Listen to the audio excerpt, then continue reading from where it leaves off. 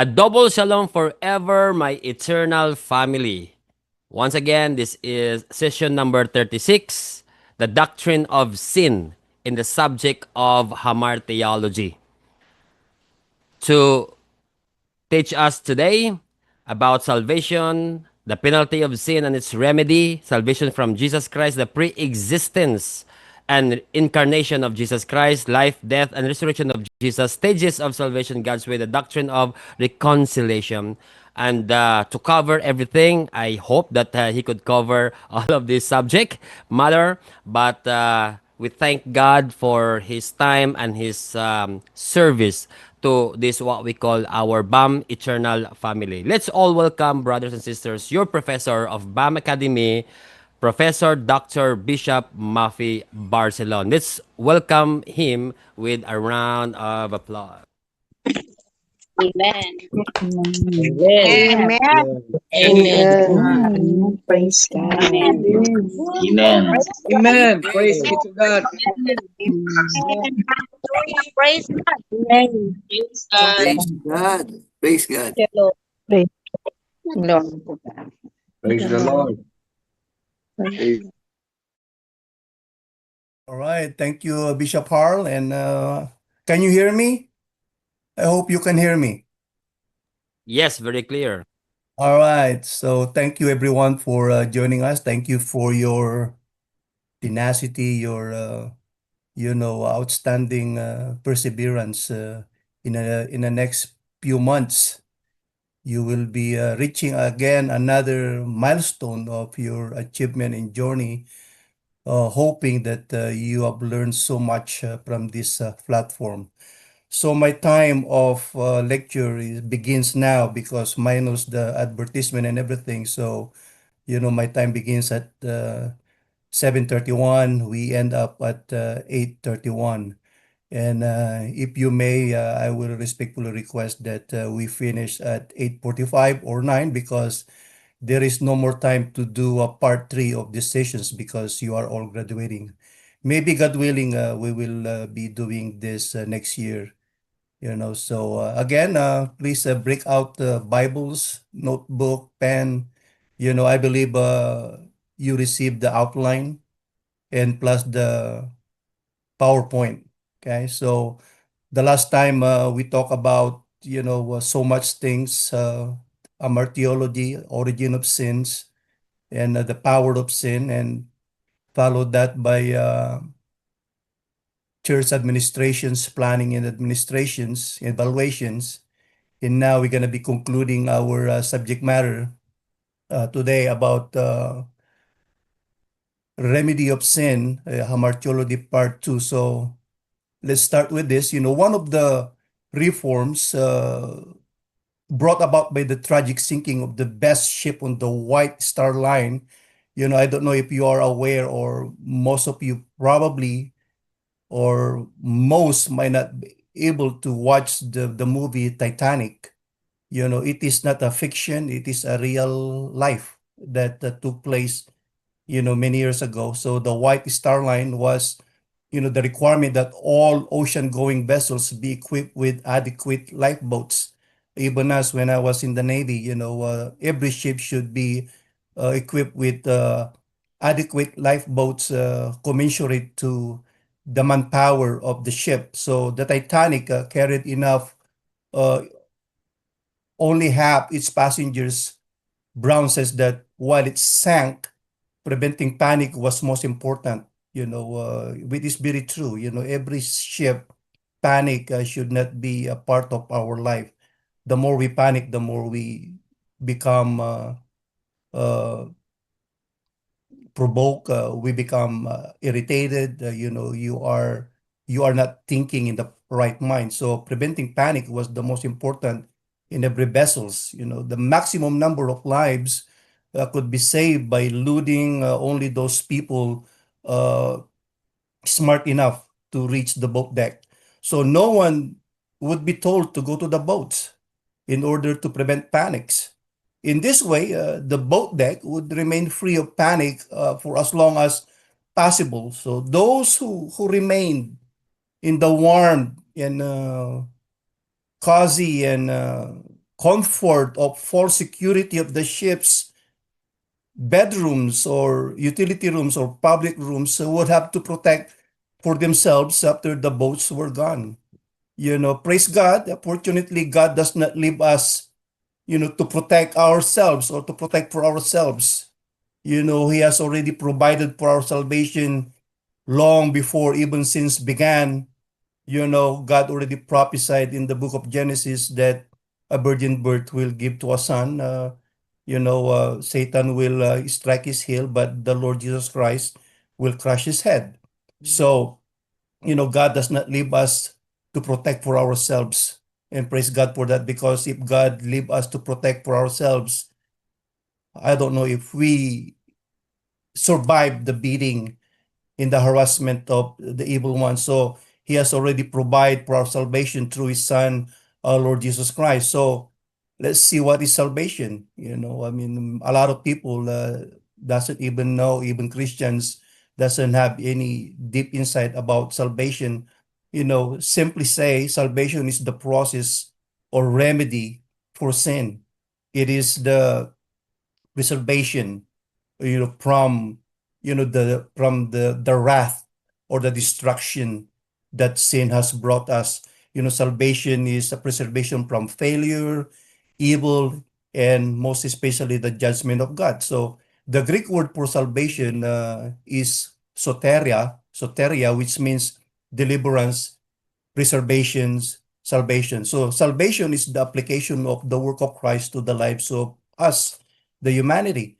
So in a theological term, the life, death, and resurrection of Jesus Christ are regarded as the means of salvation. Anyone who reject and denounce Jesus Christ, reject and denounce their only means of salvation. For example, if there is only one plane going to the Philippines from the US to the Philippines, if there's only one, it's either Philippine Airline or United Airlines or Delta Airlines, whatever that airline is. If I'm going to burn that airline or that plane, then I burn my only means of going to the Philippines by air, okay, of course, or by sea. Okay, so in theological term, the life, death, and resurrection of Jesus Christ are regarded as the means of salvation. These are distinguished from salvation itself, which is the actions of God to reconcile, redeem, and renew the created order in Jesus Christ. Paul stands as the confirmation of salvation. One must believe from the heart by faith unto righteousness.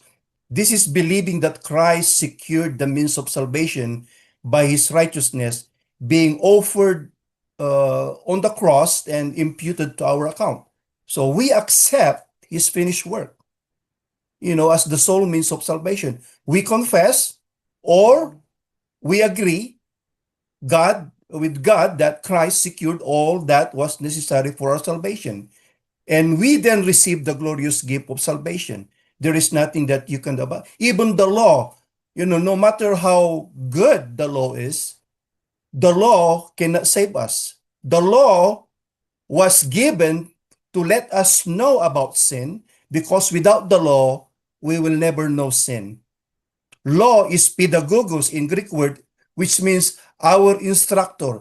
It teaches us about sin. Unfortunately, the law cannot do what Christ have done. The law is good, it is not evil, but it is not, the way for salvation. That's the reason why the Bible says those who live by the law will be justified by the law. But we are not living by the law. We are living by the grace of Christ. Okay, so we confess or agree with God that Christ secured all that was necessary for our salvation. There is no human being alive created by God contributed to his salvation. It's all by works of God. And we then receive the glorious gift of salvation. So salvation is deliverance from danger or suffering. To save is to deliver or to protect. So the word carries the idea of health, victory, preservation. Sometimes the Bible uses the word save or salvation to refer to temporal physical deliverance, such as Paul's deliverance from prison. So more often, The word salvation concerns an eternal spiritual deliverance. When Paul told the Philippian jailer what he must do to be saved, he was referring, or Paul referring to the jailer's eternal destiny, as we can see that in the book of Acts 16, verse 30 to 31. Okay, Jesus equated being saved with entering the kingdom of God in Matthew 19, verse 24, 25. So I want you guys to write those verses, because I did not put everything here. Otherwise, you will be spoon fed and you will not have a chance to open the Bible. I want you to write those, Bible verse, so that you have an opportunity to read the Bible, especially those who doesn't open the Bible except BAM, Bible study, or Sunday services. Okay. There's a lot of Christian like that. The Bible collecting dust that is good enough to write damnation on top of it because it's collecting dust. Okay. So what are we saved from? In the Christian doctrine of salvation, we are saved from wrath. That is from God's judgment of sins. Romans chapter 5, verse 9. It says in there that much more than having now been justified by his blood, we shall be saved from wrath through him. Okay? Just Romans 5:9. Where else in First Thessalonians, I believe, First Thessalonians 5:9, for God did not appoint us to wrath, but to obtain salvation through our Lord Jesus Christ. God doesn't like everyone, that God doesn't like or appointed people to go to hell. Hell is for the devil, and hell is filled not because God rejected them, but people rejected Christ. Okay? So our sin has separated us from God. In the consequences of death, or sin is death. As you can see that, this is very familiar to you guys. Romans 6:23, right? If you are not familiar with that, please write it down, Romans 6:23, and study it. Biblical salvation refers to our deliverance from the consequences of sin, and therefore involves the removal of sins. You know, that's the reason why we need to be careful, because, uh, being a believers in Christ, we must, or we should die to sin. The text, in Romans 6, verse 6, somewhere up there says that, knowing this, that our old man was crucified with him, that the body of sin might be done away with, that we should no longer be slaves of sins. While in Colossians, or I think also in verse 11 of Romans 6, likewise you also reckon yourselves to be dead indeed to sin, but alive to God in Christ Jesus our Lord. While in Colossians chapter 3, verse 5, therefore put to death your members which are on the earth, fornications, uncleanness, passions, evil desires, and covetousness, which is idolatry. I mean, who are we now? After receiving Christ Jesus for so many years, are we still the same person after receiving Christ, or are we a new creation? Because if we are still the same person when we accepted Christ, then you need to revisit your salvation or your acceptance of Christ Jesus. Because if we are still living in fornication, uncleanness, passion, evil desire, in covetousness, in all other kinds of sins, which is idolatry, then are we truly a believers in Christ? Nowadays, we have so much desensitized our lives that we don't feel God anymore. There is no reverence of God anymore, because we constantly do the same thing over and over again, in spite that we are already being a believer in Christ. Okay? In 1 Peter chapter 2:24, who himself bore our sins in his own body on the tree, that we, having died to sins, might live for righteousness, by whose stripes you were healed. So this text does not say that sin dies to the believer. No, it is us, the believer, who has died to sin. Origen, the most influential theologian of the ante-Nicene period, described death to sin in this way: to obey the cravings of sin is to be alive to sin. If we are dead to gambling, okay, listen to this. If we, for example, let's take gambling as a sin. If we died in that sinfulness, namatay ka na sa pagsusugal, you died from gambling, but you keep on visiting gambling stations in casinos, and then you will be tempted, then that sin will become alive again. Okay? So to obey the cravings of sin is to be alive to sin, but not to obey the cravings of sin or succumb to its will. This is to die to sin. Christ's death for sin becomes our death to sin. Another example, if you died from smoking, alcoholism, drug addiction, but you keep putting yourself with corrupt company, you're frequently visiting liquor store, mga inuman, then that sin that you died from will become live again. That's the reason why the Bible says, do not give in to the craving of your flesh. Otherwise, sin will keep on coming back to us. So those were the things that we are saved from. Okay? Biblical salvation refers to our deliverance from the consequences of sin and therefore involves the removal of sins. We are saved from both the power and the penalty of sin. So, who does the saving? Not Bishop Harl, not me, not your pastor, not anyone, not Marcos, not Trump, no one who does the saving for us. Only God can remove sin and deliver us from sin's penalty. No one in this life can remove sin and deliver us from sin's penalty. Not your wife, not your husband, not your CEO, not your girlfriend, not your boyfriend, not your son, not your daughter. No one in this world can remove sin and deliver us from sin's penalty. Only Christ. So 2 Timothy verse 1:9, who has saved us and called us with a holy calling, not according to our works, but according to his own purpose and grace, which was given to us in Christ Jesus before time began. Hallelujah. God already have a plan for us. In Titus chapter 3, verse 5, in the PowerPoint, not by works of righteousness which we have done. See, no matter how good you are, it's not gonna measure up to save yourself.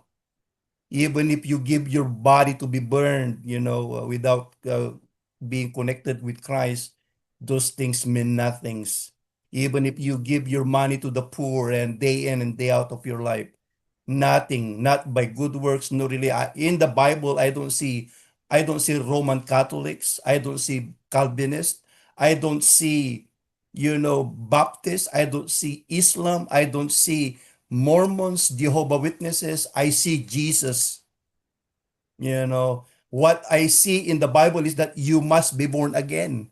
There are no religion in the scripture, as you can see.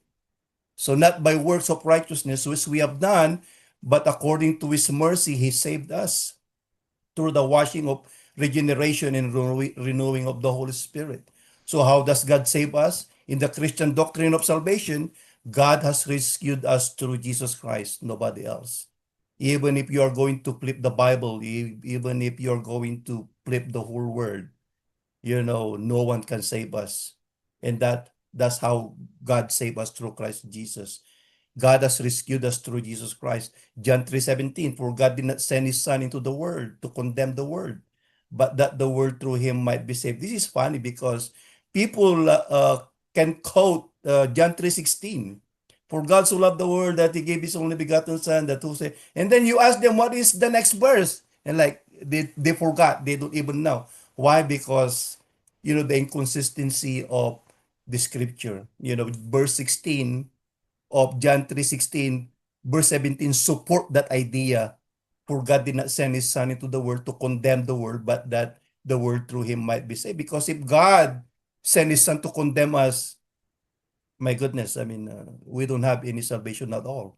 We are all going to hell. And praise God, God did not send his son to condemn us, but to save us. Specifically, it was Jesus' death on the cross and subsequent resurrection that achieved our salvation. Romans 5:10. For if when we were enemies, we were reconciled to God through the death of his son, not through the death of Martin Luther, through the death of whoever in this world, no one. only the death of Jesus Christ. So much more having reconciled, we shall be saved by his life. Whose life? Jesus Christ. Ephesians 1:7. In him we have redemption through his blood, the forgiveness of sin. In him. It doesn't say in Roman Catholicism, in Baptists, in Jehovah Witnesses, in Iglesia ni Cristo, in the President, in Billy Graham, and this, in Paul, in Peter, in Mary, in Joseph, in Abraham, in Moses. No, in him, which refer to Christ Jesus, we have redemption through his blood, the forgiveness of sin, the blood of Christ Jesus, and not the blood of anyone. So the scripture is clear that salvation is the gracious, undeserved gift of God, as you can see that in Ephesians 2:5-8. Okay? How do we receive salvation? Okay? We are saved by faith. First, we must hear the gospel, the good news of Jesus' death and resurrections. Ephesians 1 verse 13, write it down. Then we must believe, fully trust the Lord Jesus. Write it down, Romans 1:16. This involves repentance, a changing of mind about sin in Christ. Repentance without transformation is never a repentance at all, because repentance that doesn't bring transformation, I don't know what kind of repentance are we talking about. Where the Bible is talking about sorrow that leads to repentance and to salvation. Okay. So this involves repentance, a changing of mind about sin in Christ. Write it down, Acts 3:19. In calling on the name of the Lord, write it down, Romans 10, verse 9 to 10 to 13. Okay. So I need to do this so that you are not going to be so dependent on all the scriptures. I want you to use that Bible. I want you to open those Bibles that you have. So a definition of the Christian doctrine of salvation would be the deliverance by the grace of God from eternal punishment for sin that is granted to those who accept by faith God's condition of repentance and faith in the Lord Jesus Christ. So salvation is available in Jesus alone. Write it down, John 14 verse 6 and Acts 4 verse 12. There is no other name given under heaven. Okay? So that means to say, not government or nobody in this world can save us. So what do we need to be saved from? We need to be saved from the penalty of sin, of course. Who will save us from the penalty of sin? There is only one remedy for our sin, and that is the blood of Jesus Christ shed for us on the cross. If Adam brought sin into the world, the first Adam, Jesus came to provide the second Adam to provide the remedy for that sin, and it is offered to all as a free gift. And it doesn't matter what your faith orientations is, your Roman Catholics or Baptist, Islam, Iglesia ni Cristo, Jehovah Witnesses, Iglesia ni Tulisan. They call it Iglesia ni Tulisan because all their churches have very pointed, no offense, okay, but it doesn't really matter because this gift, this salvation is offered to everyone, regardless of who you are, whatever your orientations in your, Christian faith or faith. So we can never be good and righteous enough, but God offers us the gift of salvation if we will only respond in faith to him. Faith in Christ is the only thing that gets us right with God. Nobody else, even myself, I cannot even do that because even me needs to be reconciled with the Father through Christ Jesus. So not only do individuals inherit a simple nature to Adam's fall, but since he was the federal head and representative of the human race, all whom he represented inherit the guilt of his sin by imputation. Redemption by Jesus Christ is the only remedy. John 8:24, therefore I said to you that you will die in your sins. For if you do not believe that I am he, you will die in your sins. And there are so many people today that they only believe in God, but they don't believe in Jesus. There are Christian organizations that they don't believe in Jesus Christ. They don't believe in the Holy Spirit. And there are Pentecostal oneness and everything. But the Bible is very clear. The Lord says, if you do not believe that I am he, you will die in your sins. So salvation is from the Lord. It is his work from start to finish. No wonder the Bible says that Jesus Christ is the finisher the faith, the beginning of our faith and the end of our faith. So the writer of Hebrews described these marvelous undertakings, which all from God, as so great a salvation in Hebrews chapter 2, verse 3. There simply is no greater or more wonderful accomplishment man could ever experience. Salvation from sin is God's work on behalf of humans only. And no other creature experiences God's salvation, not even dogs, your pet, or anything. It is humans. The Son of God did not die for the angels that sinned. Unfortunately, there are, pride turns angels into demons. So no other creatures experience God's salvation. The Son of God did not die for the angels that sinned. In contrast to humans, God's grace was not extended to those angelic beings who followed Satan in his rebellion. So, meaning to say, salvation is designed for us, humanity. Number two, the salvation from Jesus Christ. Who is Jesus Christ? Do you know who is Jesus Christ? A lot of Christians doesn't even know him. They know him, but have no deep-rooted relationship with him. You can know me, but you don't really know me. Okay. Unless we live together, unless you only see me during these times that, I teach over here, or during graduation, you know, and the only time that you can really know me is that we live together in the same place, the same geographical area or whatnot. But Jesus Christ, we can know him day in and day out because the Bible is with us. Unfortunately, a lot of people, even Christian, doesn't avail the magnificent opportunity and the benefits of the scripture. And that's the reason why there's a lot of people that doesn't really know Jesus Christ in depthness. Okay, very shallow. That's the reason why we are easily being defeated in our Christian faith because we don't really know him.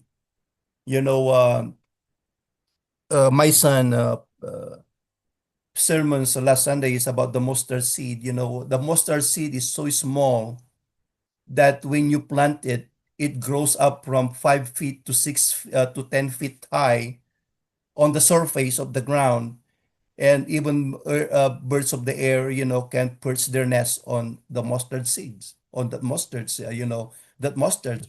But deep down, the mustard seed, as I do research because I need to know where does my son gets all this idea, so that I need to know that, he's preaching something, biblical and also agricultural. So in my research, the mustard seed, although very small seed, it has the ability and the power to grow on the surface 5 to 6 to 10 feet high, but it also have the power to dig deep on the ground and spread its root. And it's so invasive that, the mustard seed was so invasive that it will kill all kinds of roots underground. And no wonder, the mustard seed, when it grows, is so hard to uproot it because they dig deep on the ground, and it will kill all kinds of roots beneath besides it. The same thing with us. If our faith is based on our sufficiency, self-sufficiency, then we are defeated. If our faith is focused on the source of all power and victory, you will be strong. And that faith will kill all kinds of roots underneath that interfere our Christian faith. The more you read the scripture, the more you become, deeply rooted in the words of God. And the more you become deeply rooted in the words of God, the more you know Jesus Christ. So with the human race fallen and depraved, God had three options. He could destroy it, he could simply ignore it in its fallen state and let it self-destruct, or he could offer a way of salvation man could either accept or reject. So since God's nature is love, grace and mercy, he chose the latter course of action. So to bridge the gap between God and man, which was created by man's sin, God took on the form of a man. So Jesus Christ was the visible image of the invisible God. He literally became flesh and blood in the person of Jesus Christ. Colossians 1, verse 15 to 17. He is the image of the invisible God, the firstborn over all creation. For by him all things were created that are in heaven, that are on earth, visible and invisible, whether thrones or dominions or principalities or powers, all things were created through him and for him. So we are created by him and we are created for him. He is before all things, in him all things consist. Okay? So one of the first attempts to explain Jesus Christ was the symbol of the fish. It is probably the oldest symbol of Christianity back then. We are not born, most of us were not born here. Even predating the cross, the fish came to stand for Christianity because the first letters in the Greek words for Jesus Christ, God's Son and Savior from the word is iktos, a Greek word ictus or fish in Greek. So a word formed from the first letter of a series of words is called an acronym. Example for the scuba. Those of you who are scuba divers over here, scuba means self-contained underwater breathing apparatus. So no acronym could better express who Jesus Christ is than the word of ictus, okay, or a fish. So to discover who Jesus Christ is, we cannot simply begin with his birth or as we would any other person because Jesus Christ existed before he was born. So there is no record of where he came from, who created him.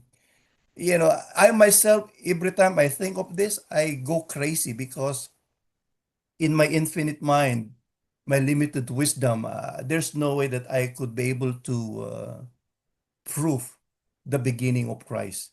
Jesus existed before he was born, through a virgin birth. His life on earth was simply an advent. Therefore, we will first look at his pre-existence and then his incarnation, his life, his death, and resurrection. His pre-existence, Jesus came into the world from a pre-existent state as described in John 1, verse 1 to 18. So just write it down because it's kind of long. So in this passage, in John chapter 1, verse 118, John tells us that if we are to really know who Jesus Christ is, we must begin in eternity past. Two basic facts about Jesus from eternity past up to his advent in the flesh are given. Then let's explain them. Jesus' relationship to God the Father in John 1 verse 2. Okay? In the beginning was the Word, and the Word was with God, and the Word was God. He was in the beginning with God. Even before anything was created, God already existed. Even before angels were created, God is already there. And don't ask me who created him because we are all going crazy to find that out because no one can find it out. So when you die, like me, and you provided, however, that you go to heaven, let us all ask the Lord, Lord, who created you? Okay. And he will tell you, no one created me. I am who I am. So, the Lord will just probably laugh with you. Okay. The Lord will probably say, like, son, you're already here. You don't need to know where I came from. Okay. So, Jesus' relationship to the physical world. Verse 3 of John chapter 1, verse 3. All things were made through him, and without him nothing was made that was made. That is pre-existence. In John chapter 8, verse 58, Jesus says, before Abraham was, I am. The verb was is a translation of a Greek verb referring to become or being born.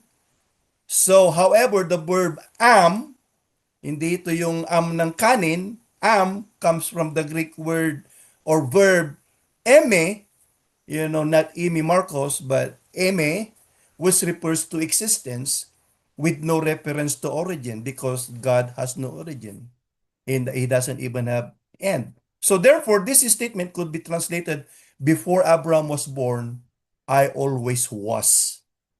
Can you imagine that?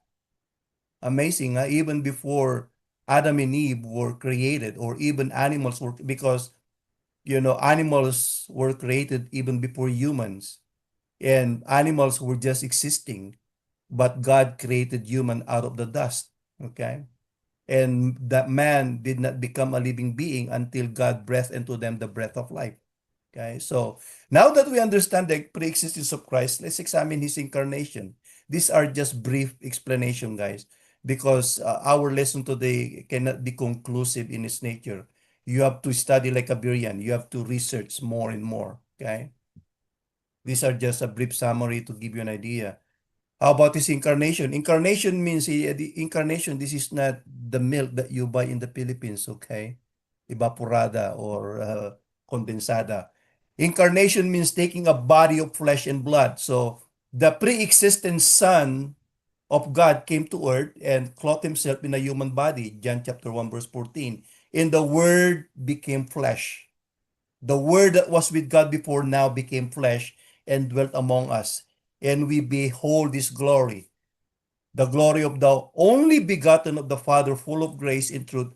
Paul, in Philippians 2:6-7, stated or stipulated, who being in the form of God, though it not robbery to be equal with God, but made himself of no reputation, and took upon him the form of a servant, and was made in the likeness of man. So this is what is known in theological circles as the kenosis, meaning to say self-emptying of Jesus Christ. He left his glory, he left his throne to become a propitiation of sin.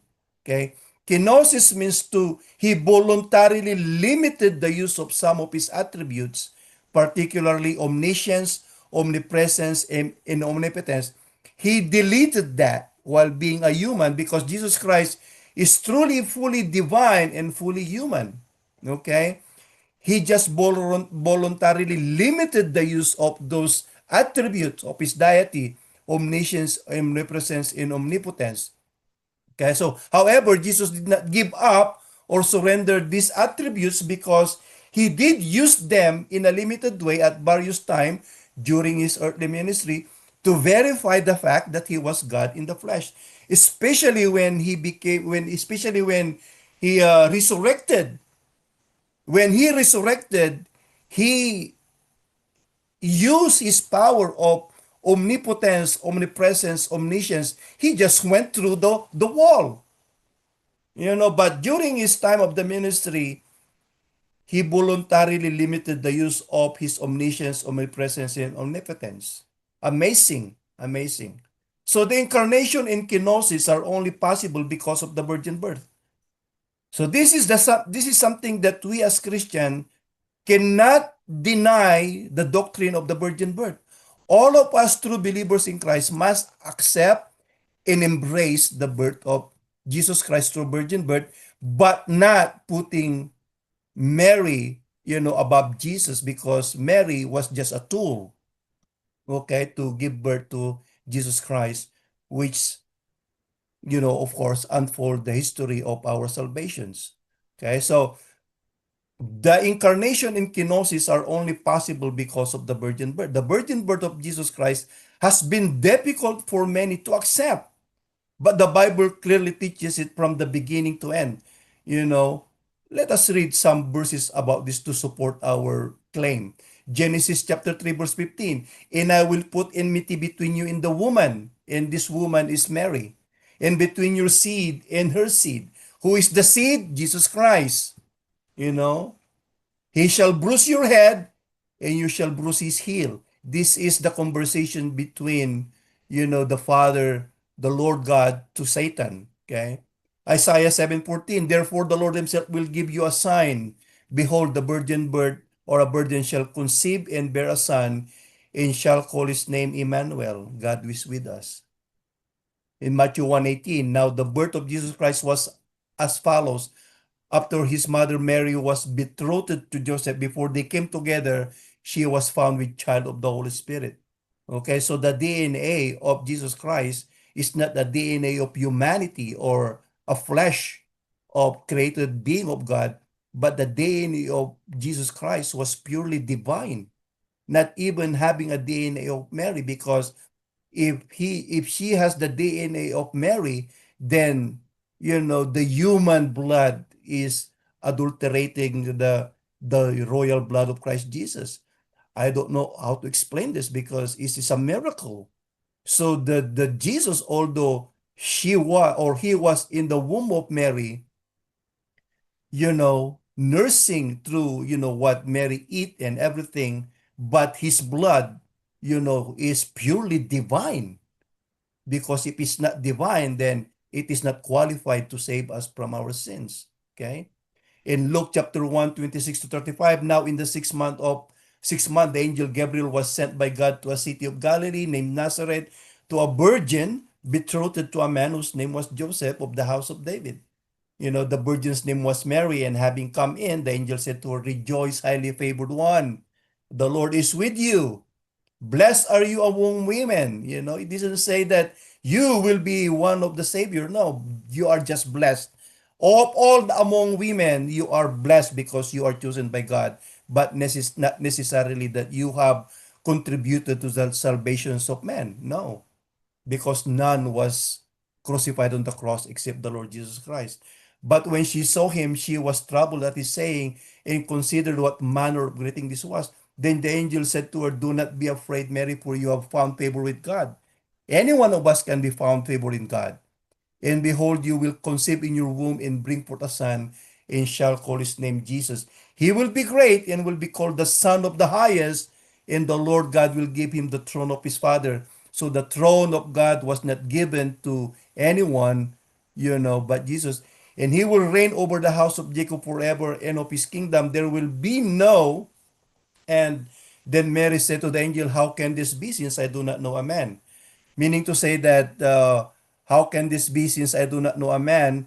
It doesn't mean to say literally that he doesn't know any, because he know Joseph. "How can this be, since I do not know a man?" means that, how can this be? I did not sleep with any other man or have any sexual intercourse with a man. That's the meaning of that. And the angel answered and said to her, "The Holy Spirit will come upon you, and the power of the highest will overshadow you. Therefore also that the Holy One who is to be born will be called the Son of God." So even if Jesus Christ was in that human womb, his blood has no DNA of anything of a human flesh. Otherwise, his blood will be adulterated and mixed with unholy thing. Okay? So Jesus' virgin birth was not widely questioned until the rise of modern liberalism, which seeks to explain everything. However, the very first question concerning the virgin birth was raised by Virgin Mary herself when she asked, "How shall this be, seeing I know not a man?" in Luke 1:34.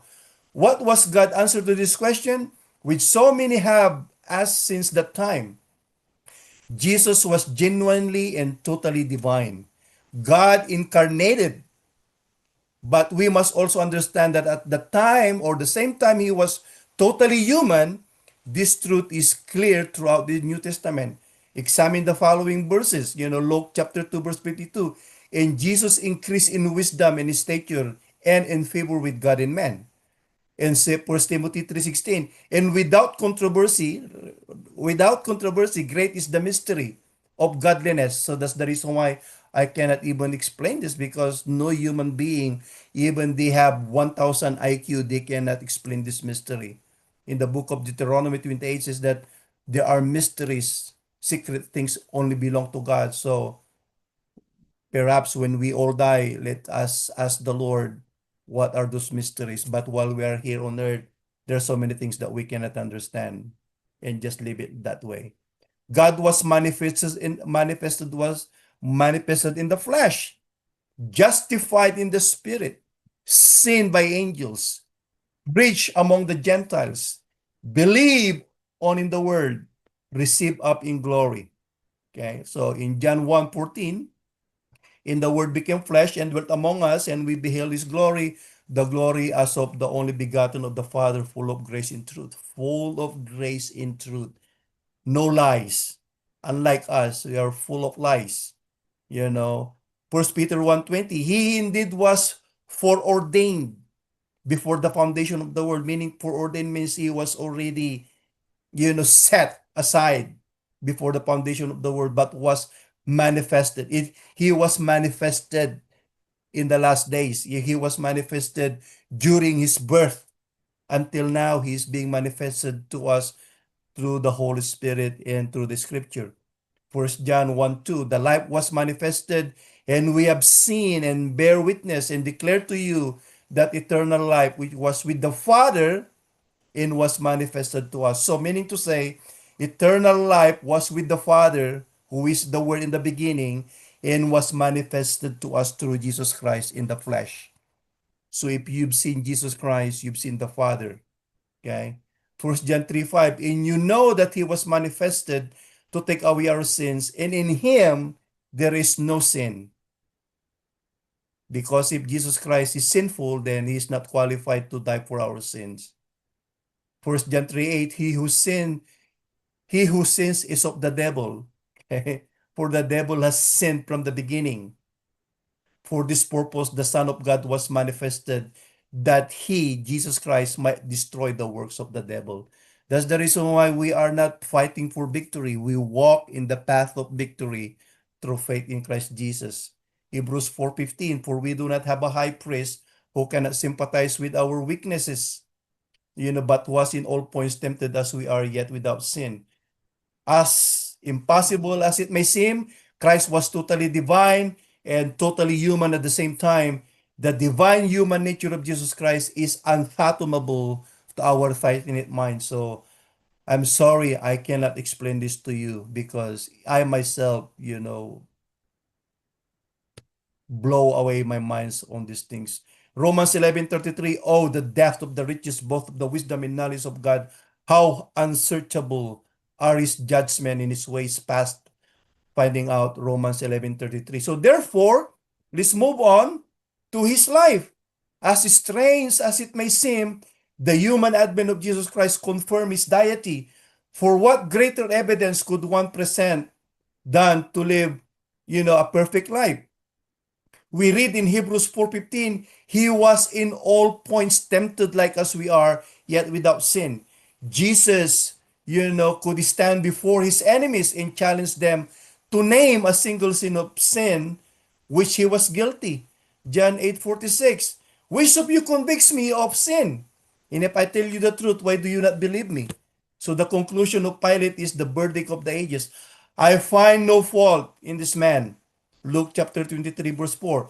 Even those who deny his deity, he, will commend his goodness. However, if he is not who he is claimed to be, he cannot be good. He cannot be God. He cannot be Savior.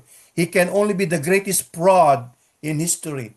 But what his claim is true. Having examined the pre-existence, the incarnation, and life of Jesus Christ, let's now consider his death. Jesus Christ's death was vicarious, which means it was on behalf of others. His death is on behalf of us.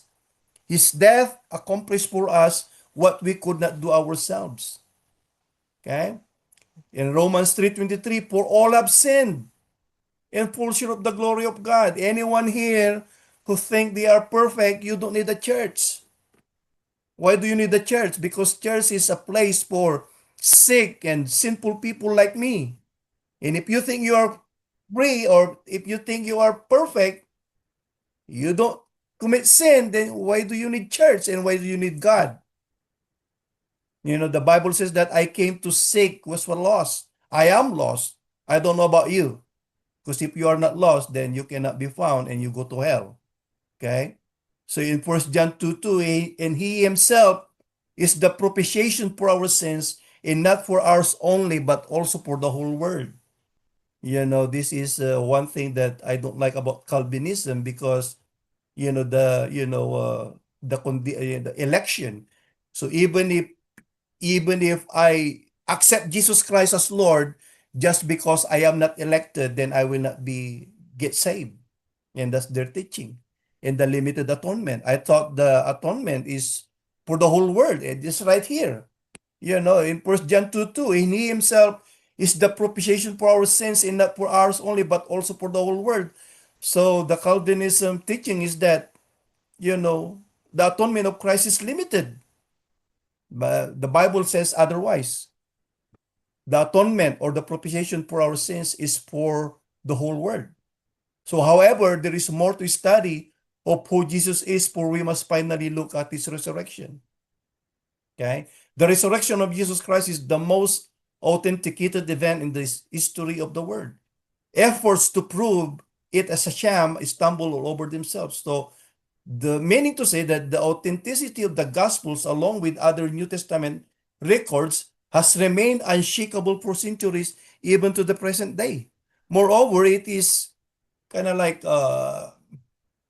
psychologically impossible, apart from the resurrection of Jesus Christ, to explain the fate that lead all 11 disciples to their death. Also, the remarkable change in the apostles' Paul cannot be explained apart from the power of the resurrected Savior. So why is Christ's resurrection so important? First, it is the distinguishing quality of Christianity, because there had been scores of great men and many remarkable teachers. Buddha lived hundreds of years before Christ, established a religion, and then died and never came back to life. And he's still dead. Muhammad lived centuries after the time of Christ and set up a religion. He too died and is still dead. There are so many people claim to be here and that and die. And right there in the Philippines, you have one claim to be God, and he is in jail, and he cannot even walk through the jail. He cannot even walk through the cell. He is not a glorified body, and he claimed to be God, and he's in jail right now. I think I don't know. Okay, if he is God, as he claimed to be, then he could just walk right from those bars of the jail and prove to the world that he is God. But look at him, still there, and even run for, how can you elect a person like that with human trafficking, rape, and whatever the case may be? He too will die and he will not live again, because there's only one, Jesus Christ. So there's a lot of people who claim to be this and that, and they died and never came back to life. Okay? Christ died, our Lord, but he rose again. Hallelujah. You know? Matthew 28, verse 18-20. And Jesus came and spoke to them, saying, all authority has given to me in heaven and on earth. Go therefore and make disciples of all nations, baptizing them in the name of the Father, of the Son, of the Holy Spirit, teaching them to observe all things that I have commanded you. And lo, I am with you always, even to the ends of the age. This is the Christ that resurrected. He is with us. He is with them. He is with us now, and he will be with us until the end of time. 1 Corinthians 5:17, if Christ is not risen, our faith is futile. We are still in our sin. This is the most important thing, guys. 1 Corinthians 15:17, if Christ was not risen from the dead, there is no point for us to go to church. There is no point for us to study the scripture. There is no point of everything that we do in life, because we are going to just die in our sins and go to hell. But Christ has risen. So our faith, everything that we do in the ministry, our sacrifices is not futile. They are not in vain, because Jesus Christ have risen from the dead. In John 14:19, a little while longer and the world will see me no more, but you will see me, because I live, you will also live. 1 Corinthians 15:20, the Bible says, but now Christ is risen from the dead and has become the first fruits of those who have fallen asleep. The first fruits were offered by Jews unto the Lord as an expression of their assurance that God would provide a harvest. So the resurrection of Christ is the assurance of the resurrection of the dead. In 1 Corinthians 15:22-23, write it down. The death and resurrection of Jesus Christ provides the way for fallen humanity to regain the state that God originally intended, as we shall see in the next lesson. Okay, God's way in the stages of salvation. Now let's see the doctrine of reconciliation.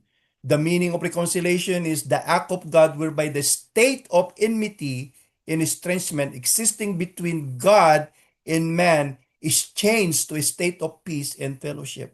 So reconciliation is the restoration of a broken relationship to a harmonious state after a dispute.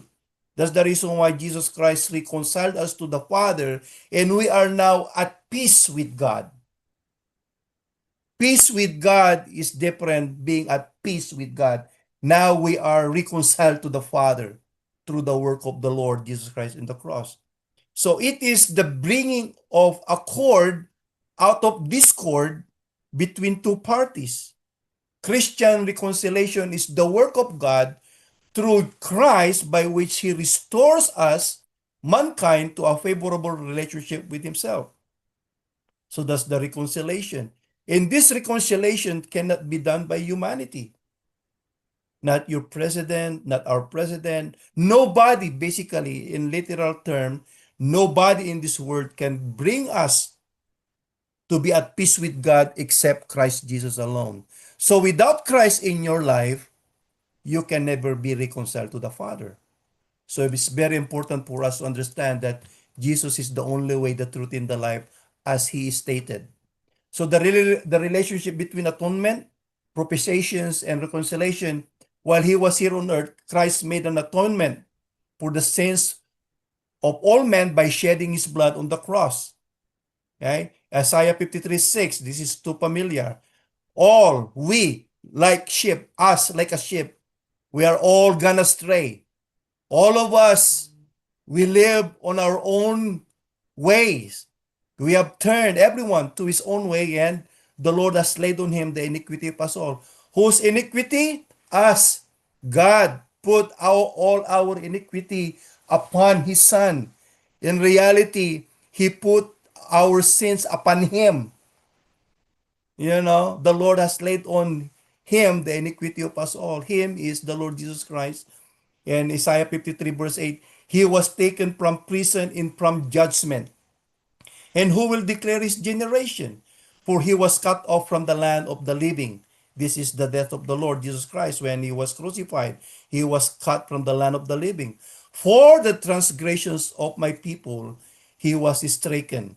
Okay, so when he suffered and died on the cross, he was cut from the living. He was cut from the humanity to die on the cross for us because of our transgressions. In Isaiah 53:10, yet it pleased the Lord to bruise him. He has put him to grief. When you make his soul an offering for sin, he shall see his seed. He shall prolong his days, and the pleasure of the Lord shall prosper in his hand. 1 Timothy 2:6, who give himself a ransom for all, to be testified in due time.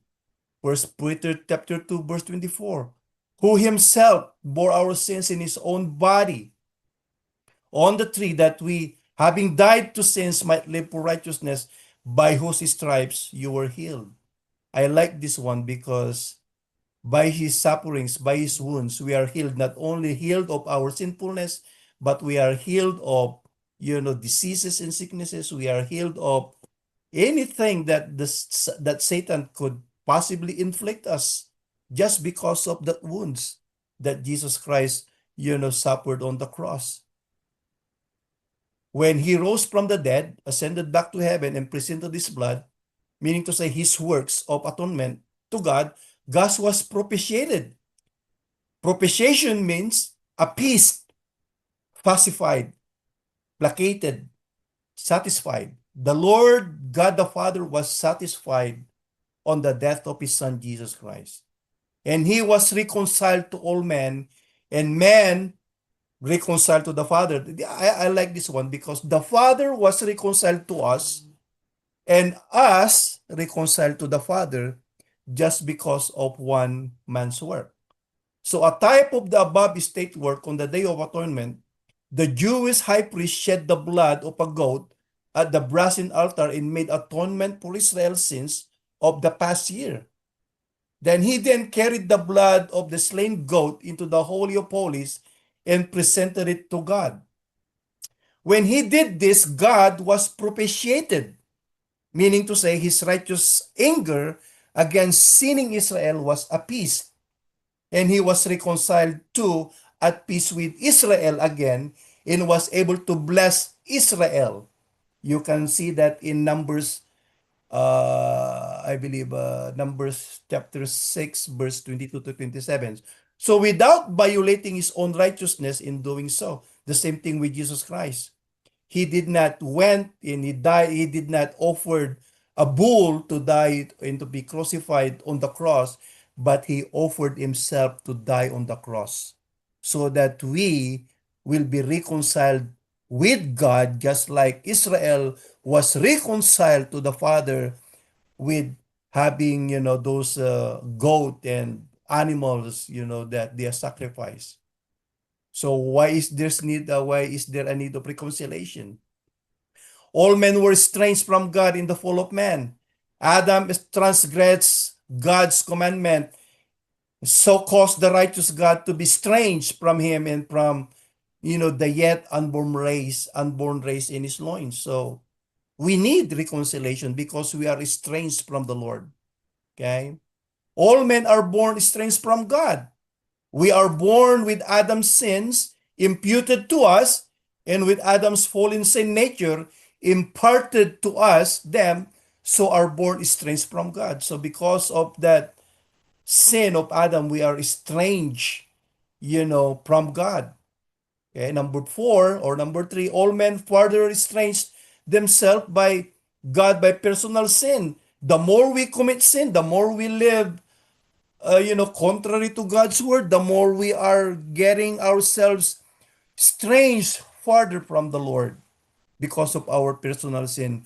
When men reach the age of accountability, they become personal sinners and become even more estranged from God. There was a question I was asked, Pastor, is a baby who died will go to heaven? And I said, yes, they will go to heaven, provided, however, that they haven't reached yet the age of accountability. The age of accountability of a child is that years when they learn what is bad. They learn how to lie. They learn how to, you know, you know, uh, the age of accountability is this the level wherein a child begins to learn, how to sin. Before that, they are innocent. So, a baby boy, a girl who was born will go to heaven before they reach the accountability age. And sometimes accountability ages are different. Some baby, their accountability start from 2 years old. They already know things. Sometimes they are delayed. So their accountability starts from 3 or 4 or 5. It depends on the baby, being able to comprehend and understand things. That's the age of accountability. So all men further estrange themselves from God by personal sin. For all men need the removal of sin's estrangement. Why? That they may enjoy God's favor and blessing, both in this life and the life to come. I mean, I don't see any people or person why they don't want to enjoy God's favor. I like God's favor. In order for me to enjoy God's favor, I need to remove, myself from the estrangement from the Lord, and I need to remove myself from, all forms of sin and habits that, put me farther and farther away from the Lord. Okay, so the initiator of reconciliation is not man. Man doesn't want to reconcile himself. We have to admit this. None of us want to reconcile ourselves to God. If not of the work of the Lord, no one will seek that. And the initiator is not a man. God, for he loves God, or for he, God loved us so much that he made the initiation.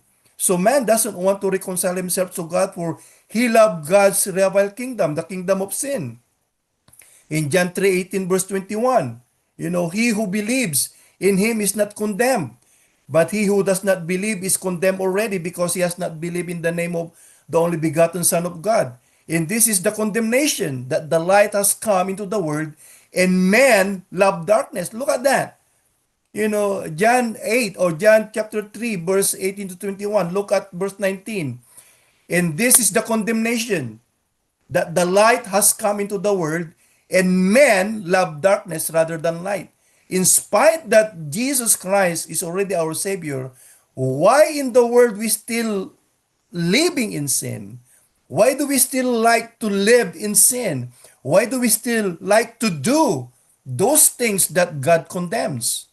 Unforgiveness, lying, division in the church, slander, gossip. Why do we still love to do that when we are believers in Christ? In spite the light is already in us. Why? Because men love darkness rather than light. Because their deeds were evil. Our deeds were evil. We love to do those things that from the evil one. We are Christians. We should practice righteousness. The manifestation of the fruit of the Holy Spirit should be highly visible in us. For everyone practicing evil hates the light and does not come to the light, lest his deeds should be exposed.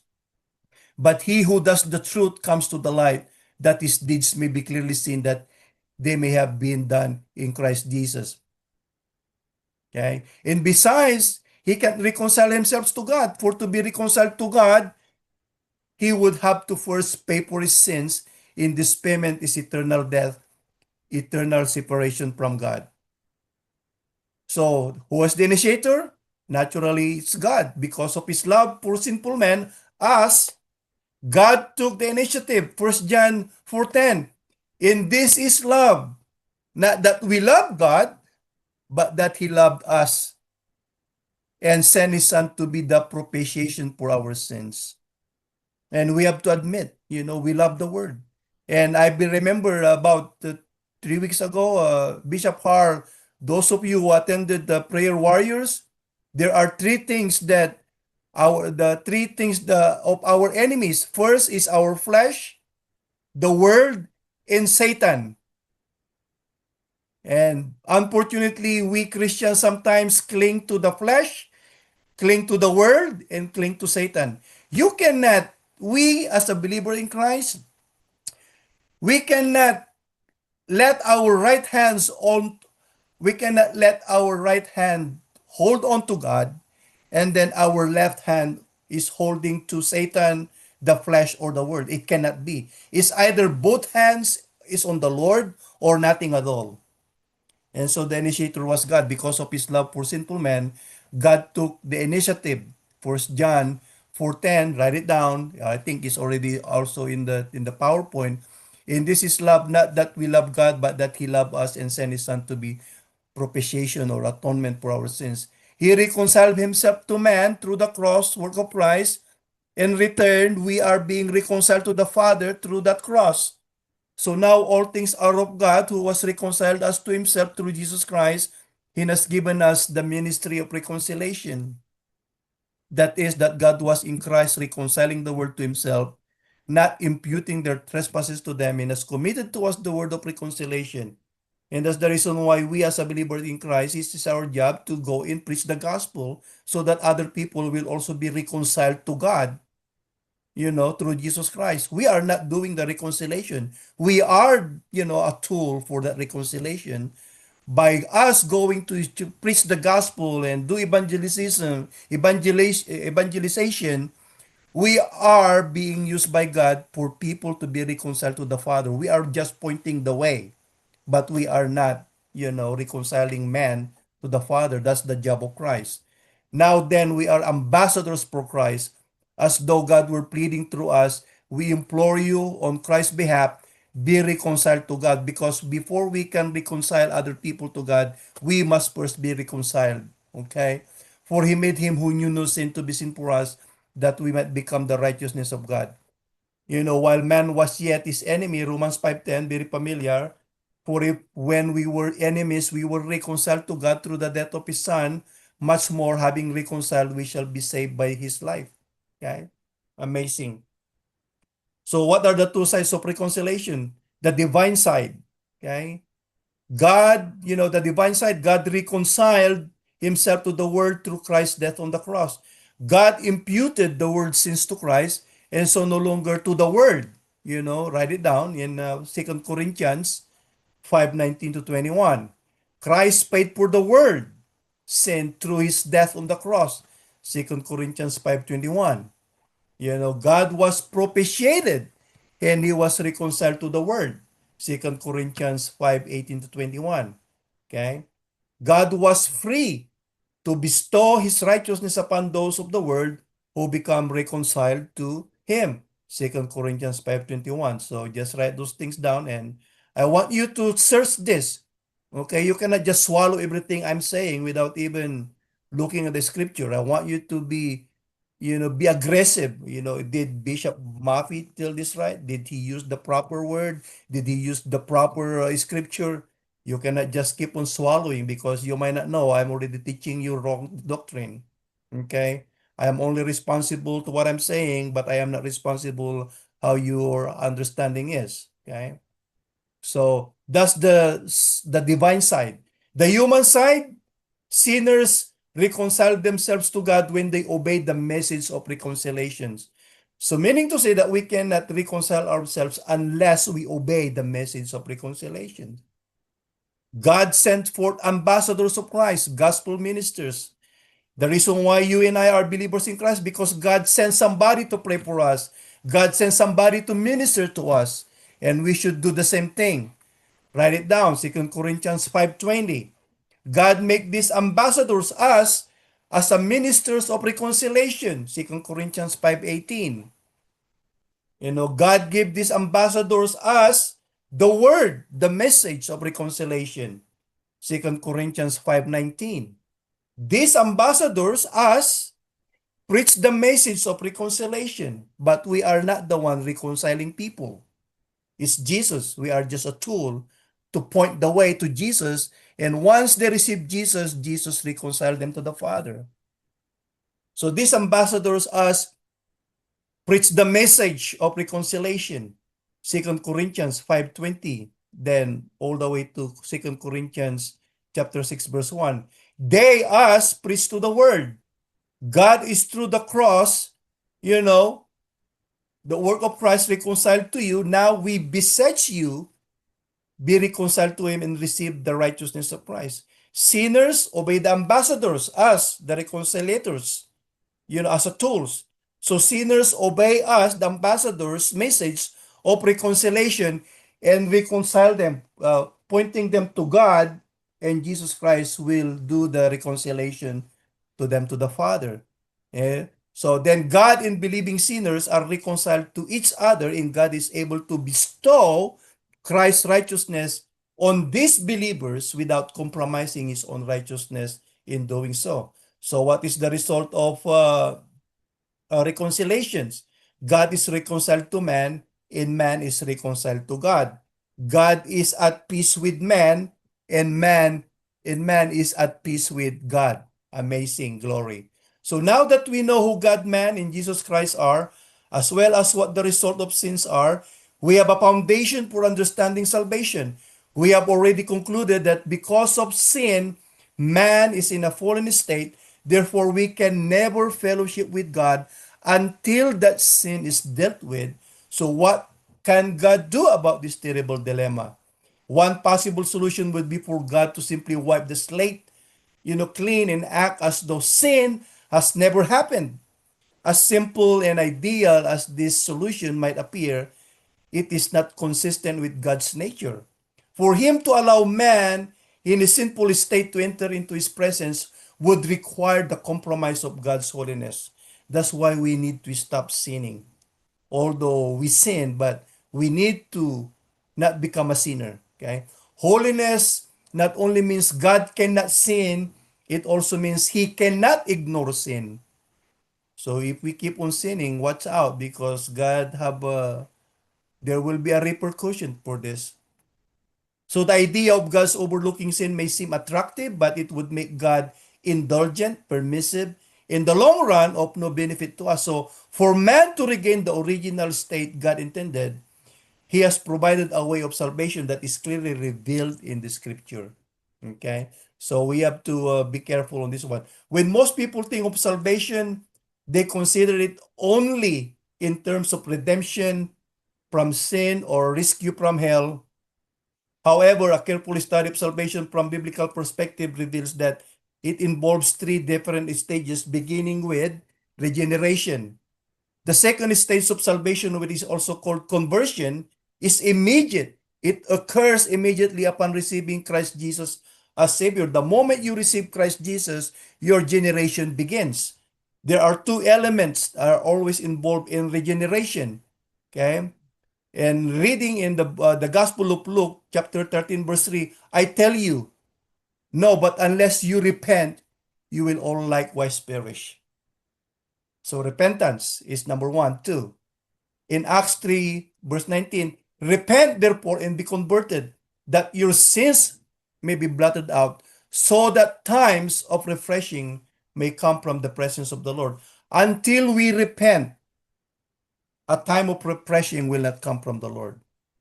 So regeneration, in order for regeneration to, or conversion, there must be a sincere repentance. The word repent is a translation of the Greek word metanoio or metanoio, which means a change of mind, heart, and attitude. Okay? If we repented and there's no change of mind, heart, and attitude, your repentance is shallow. You are just sorry for your sin, but you did not repented of your sins. Repenting means there is transformation. It is a change of mind with respect to sin and brings a change of lifestyle. It is an inward experience that manifests itself in an outward change of one's behavior. In repentance, one changes from hating or just ignoring God to loving Him and turning one's life completely over to Him. That's a true repentance. When you give yourself totally and fully and wholly to the Lord, and there begins transformation, that is a true repentance. Repentance that without transformation is just a joke. It's a sham. True repentance is always accompanied by the second element of regeneration. And what is it? According to Acts 20:21, testifying to the Jews and also to the Greek, repentance toward God in faith toward our Lord Jesus Christ. So that is, that's another element, okay, of regeneration, okay, by faith. Romans chapter 5 verse 1, therefore having justified by faith, not of works. We are not being justified by works. We are being justified by faith through Christ Jesus. We have peace with God through our Lord Jesus Christ. Faith, which is always involved in repentance, is more than intellectual belief. For the demons believe intellectually too. James chapter 2 verse 19. You believe that there is one God? Oh yes, you do well. Even the demons believe and tremble. Just because you believe in God doesn't mean to say that you are saved. Okay? In the New Testament, faith comes from a Greek word pistis, which means a firm persuasion, a very strong conviction based upon hearing it. It is believing something to the extent that it changes your lifestyle. That's true repentance and faith. As far as salvation is concerned, the amount of degree of your faith is not nearly as important as the object of your faith. The kind of faith that accompanies salvation is not in a book, a church, or a creed, but in a person. Okay? Let me repeat that. The kind of faith that accompanies salvation is not in the book, it's not in the church or a creed, but is in us. But in a person, Jesus Christ. Our faith should be in Jesus Christ, not in the book, not in the church, not in the pastor, not in the bishop, not anyone, but in Jesus Christ. Acts chapter 20, verse 21. Write it down. Repentance must be toward the Lord Jesus Christ because He is the one who died for our sins and no one else. If your faith is, focused on wealth or your strength or your sufficiency or to someone else, then your faith will bring you to your, destruction. Faith that is not focused on the Lord, I don't know what kind of faith you are talking about. Okay. So the purpose of God's salvation is to redeem us from the depraved state that is the result of sin. The first part of this purpose is accomplished in the instantaneous portion of salvation, regeneration. Then comes the next part of salvation, regeneration, meaning to say, regeneration means spiritual rebirth. When we hear God's call and respond in faith, we are spiritually regenerated, which means God forgive us of all sins and give us fresh starts in life. Okay? Regeneration means also we are born again. Jesus used this phrase to describe salvation to Nicodemus. Chapter 3, verse 3 of John. Born again describes the new spiritual nature we receive with salvation. How does 2 Corinthians 5:17 dictates?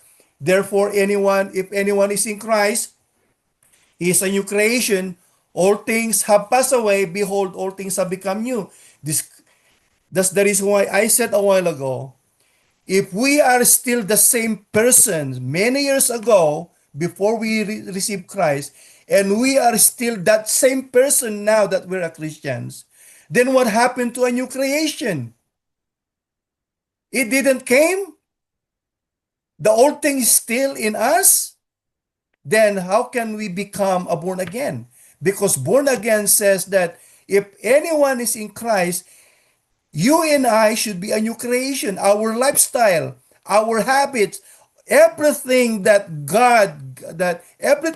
grieves the Holy Spirit should no longer be in us, but we are now manifesting the excellent kingdom of God and the manifestation of the fruit of the Holy Spirit.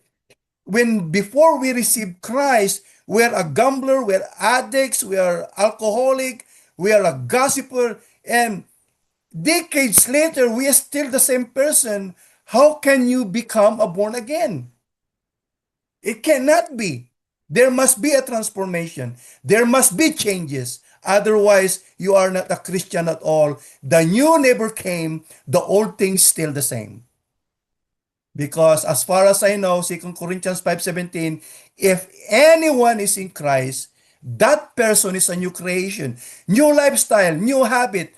Gossiper, no more gossiper. Alcoholic, no more alcoholic. A thief, no more a thief. Things like that. All things have passed away. All things have become new. Okay? Regeneration means we are justified. The word justified is used almost 20 times in the New Testament. It means to render innocent or righteous. It is the idea of acquittal from guilt. What does Romans 5:1? Therefore, having been justified by faith, by no one but by faith, we have peace with God through our Lord Jesus Christ, tells us about the means and result of being justified. So regeneration also means redeemed.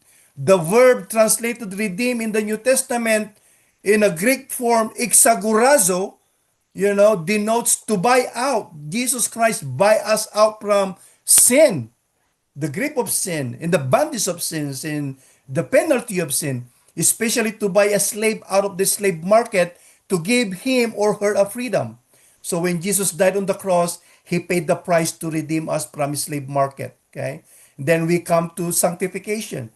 This part of salvation is progressive. The word sanctification comes from the Greek word hagiazo or hogiazo, which means to separate or to set apart. So the word holy comes from the Greek word, being separated. Like John 17:17, sanctify them by your truth. Your word is truth. Which is the truth, the words of God.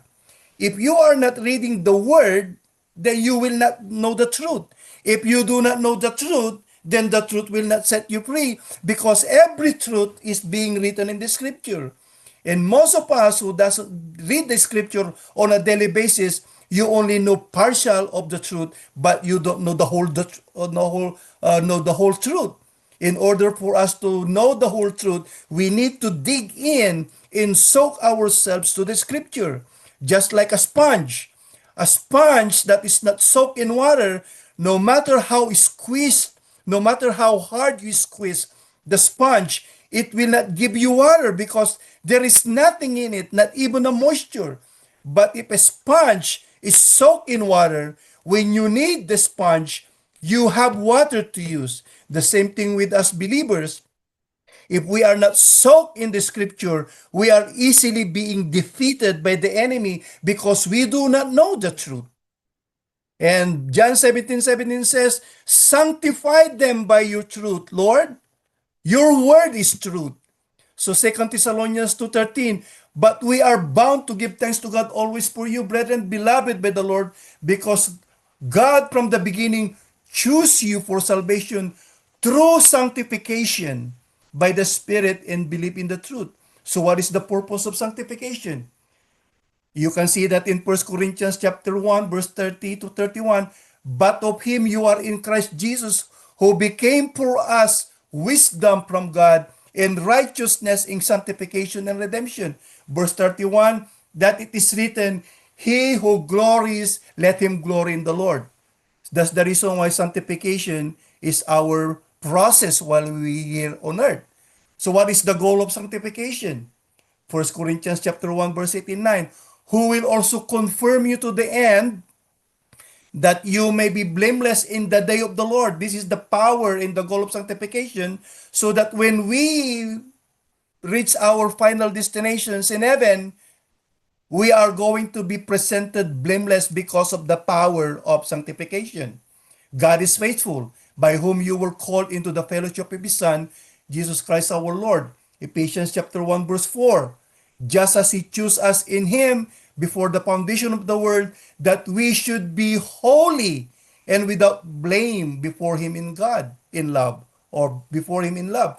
So repentance and faith, which together result in regeneration, begin the salvation process, and sanctification continues it, ending in a glorious consummation in the very presence of Jesus Christ. This brings us to the ultimate stage of salvation.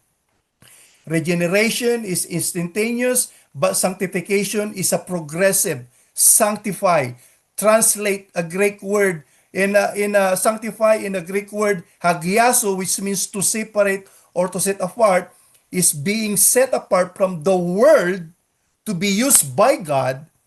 It basically means we are different. Are we different, church? Are you, because if we are living a life that is not different in the world, then what kind of Christians are we? If we are not making any difference in the world. Nor that's the reason why it's so hard to evangelize, because we as a Christians, we are not different from the world. Mahatma Gandhi was interviewed in 1983, and the interview of the newscaster says like, what do you think of Christians? And Mahatma Gandhi says that, oh, I like their Christ, but I don't like Christians. Why? Because Christians supposedly the light and salt of the world, but we are not different. There is no distinction between us in the world. Being a Christian, we should be different. We should be set apart. That's the power and the goal of sanctification. Sanctification is the word used to describe the ceremonial cleansing of the Israelite to make them suitable for service in the tabernacle and later the temple. In Hebrews chapter 9 verse 13, the word translated sanctified is the verb form of the noun translated holy in the New Testament. Sanctification is the process of being made holy or different from the world. Sanctification is the process, and holiness is the result of the process that make us more and more like Christ. This is Ephesians 4:13 says, till we all come to the unity of the faith and of the knowledge of the Son of God, to a perfect man, to the measure of the stature of the fullness of Christ. This describes sanctification, called growing in Christ. Another meaning of sanctification is growing in Christ. Are we growing in Christ on a daily basis? Or are we only growing during BAM? Are we only growing during Sunday service? Are we only growing, on Bible studies? No, we need to grow on a daily basis, 24/7. Jesus reveals the means of being sanctified when he prays, sanctify them by the truth, your word is truth. This is the real Lord's Prayer. The Lord's Prayer in the gospel like teach us to pray, and Jesus said, in this manner, this is how you pray. It is a pattern.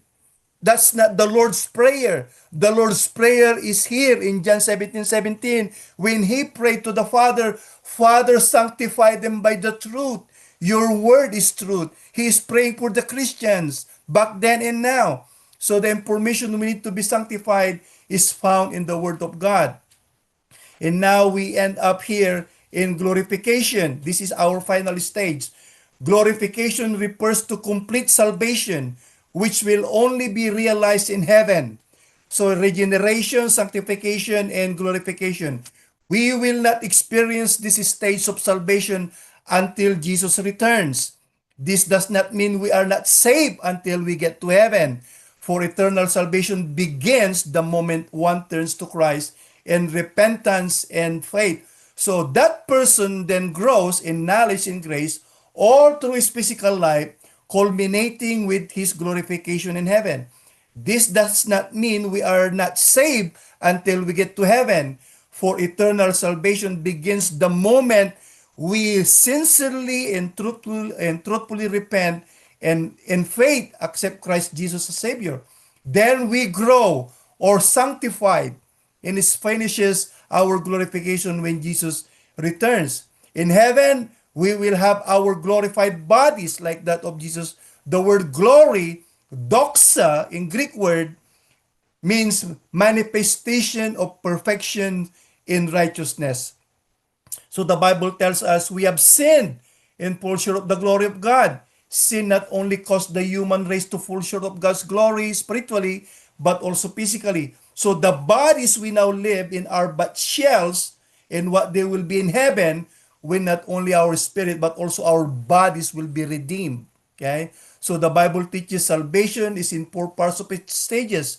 From sin resulting to penalty of sin, to remedy of sin, reconciliation being peace with God, regeneration with the salvation of the penalty of sin, the progressive stage called sanctification means salvation from the power of sins, and the ultimate stage called glorification, the salvations from the, I believe in my heart, I don't know about you, but for me, glorification is salvation from the presence of sin. If I'm already in the Lord, then I'm no longer in the presence of sins. And that's a wonderful subject matter that I wish I can, you know, uh, contribute to your learning today. So I'm sorry I take much of your time because I don't want to have another part 3 on this one. Okay, so thank you everyone. That concludes my lecture for today. Amen. Praise the Lord. Palakpakan po natin. Thank you, Bishop Maffy. Everybody. Thank you, Bishop. Thank you, Bishop Thank you, Maffy. Bishop. God bless you more. Thank you, Bishop Mati. God bless. Thank you, Bishop.